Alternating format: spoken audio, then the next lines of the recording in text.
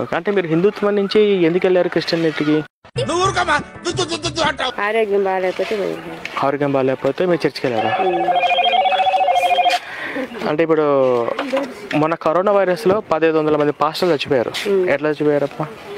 అంటే ఇప్పుడు చర్చికి వెళ్తే ఆరోగ్యం బాగా అవుతుందా? బాగా అయింది నా నమ్మకం.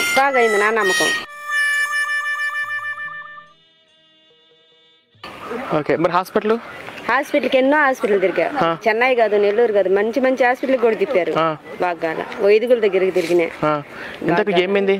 బాబు తీసింది చర్చిలో చేరినా, నీళ్ళలో ముంచి రాపుతారు కదా మమ్మల్ని, ఆ నీళ్ళలోనే సప్పను వదిలేసింది. అంటే పై నుంచి కింద వరకు సీము ఎత్తురు కాలేదు నాకు. ఎవరికి? మీకా? నాకు. ఓకే, అయిందా?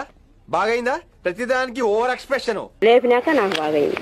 అప్పుడే కడిగిడిసి అయినాడు దేవుడు శుభ్రంగా. అప్పటి నుంచి శరీరం బాగుంది. చూడు ఆనమాలు కూడా ఒక రౌండ్ పుచ్చిపోయిన గోరు, ఈ గోర్లన్నీ పోయినట్టువి, మళ్ళా వచ్చినట్టువి. తొక్కేశారమ్మా లోకల్ పాలిటిక్స్ గాని చేతులకు గాని కనీసం కళ్ళు కూడా కనిపించేది నాకు. బాగా చెప్పమ్మా. ఇప్పుడు బైబిల్ కూడా చదవగలుగుతుందా? సరే, ఇది ఒకసారి చదవండి. బైబిల్ పుస్తకం 2 పక్కన పెట్టుకొని చదవండి. ఓకేనా? మీకు అంతా మంచిది. ఒకసారి ఆలోచించండి అంతే. ఈ పుస్తకంలో ఏముందో అదేముందో ఆలోచించుకోండి.